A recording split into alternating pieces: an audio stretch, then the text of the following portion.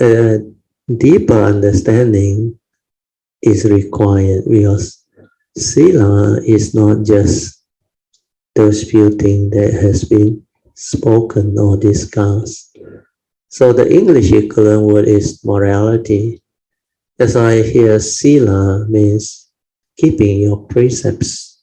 When you have your precepts, means you have Sila. And what are precepts?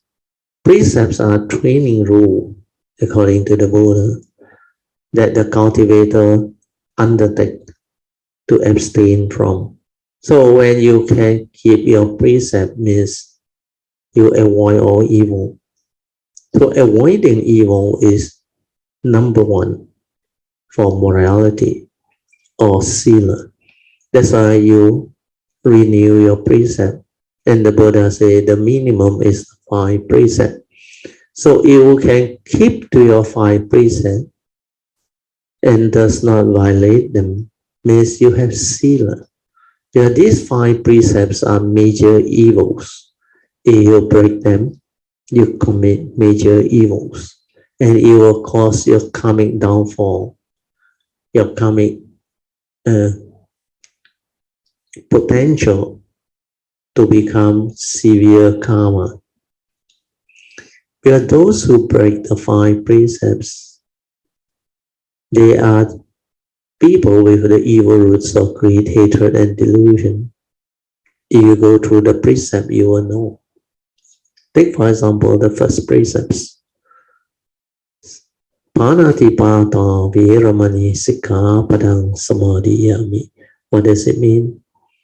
It means I undertake the training rule to abstain from killing or causing harm to fellow living beings. So we now inquire, find out who will kill and harm fellow living beings. It's definitely people who are deluded, foolish, who doesn't have the understanding of the law of karma, the Dhamma. And greedy people, out of selfishness, they kill. Out of greediness, they misappropriate and steal. So all this has the evil roots. Or angry and violent people who will kill and harm people because of their emotion, their anger. So all this clearly denote to us that this precept is very important. That if you violate this precept, it will condition karmic conditioning for you to reap what you sow. If you kill and harm people, in future when there is condition, people will kill and harm you back. So similarly, if you violate all the other precepts, you create your karmic negativity, karmic downfall.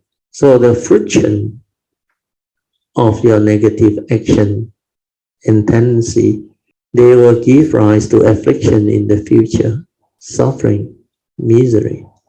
Because according to this law of karma, you reap what you sow. Do good begets good, do evil begets evil.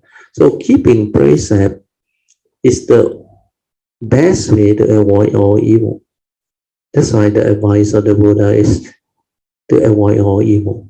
And to do that, you need to have sila.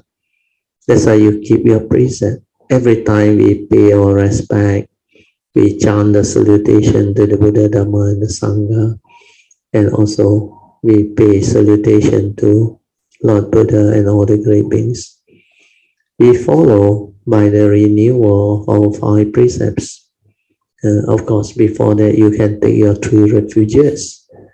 Then immediately after that, the Buddha always remind you to renew your 5 precepts, constantly reminding you that this moral principle, sila, is very important. Out of love and compassion for you, the Buddha introduced this morality or sila to protect you, so that you take care of karma. If you take care of karma, means you have sila. If you don't have sila, you will create negativity of action, speech, and thought process, which will bring about karmic downfall, karmic negativity. then when you violate these moral principles, your life will be afflicted.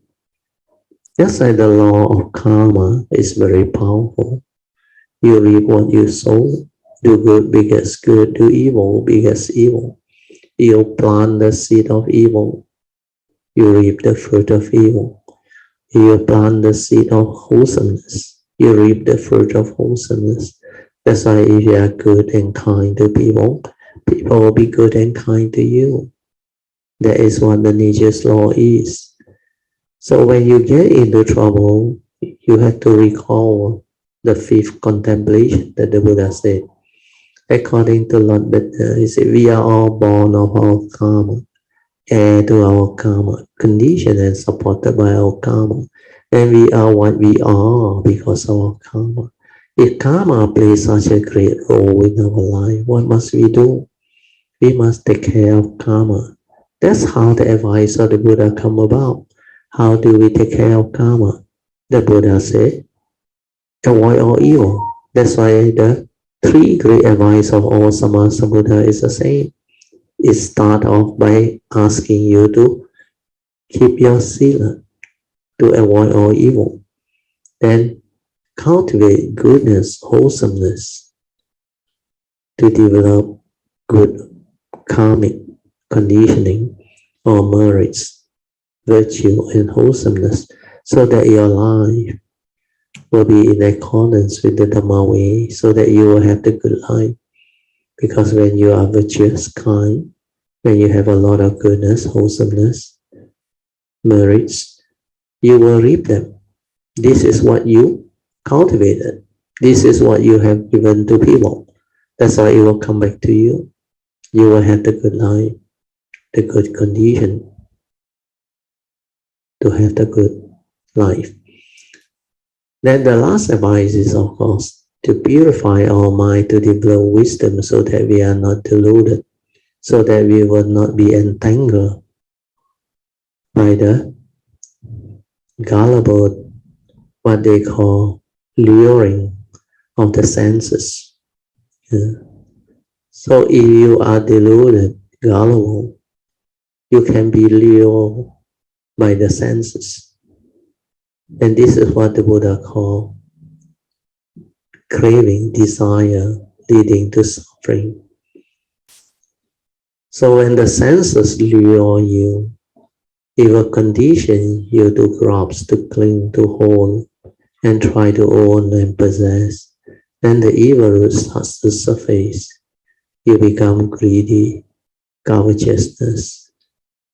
You start to develop craving, attachment, clinging to things, holding on to things, believing that you exist and all this can be real and they belong to you. All this is Sakkaya Ditthi delusion. Like the Buddha said, if your body also doesn't belong to you, then where and sound, where and wealth, where then property and all these things. He said only the foolish, the fools lament. That's why the fool only lament and say, my son, my wealth, my possession. These are only the fools lament, because even that very body also don't belong to him. Then where and son, where and wealth, where and property. So all these are famous quote and saying by Lord Buddha. So you have the Dhamma, the wisdom, you will see very clearly.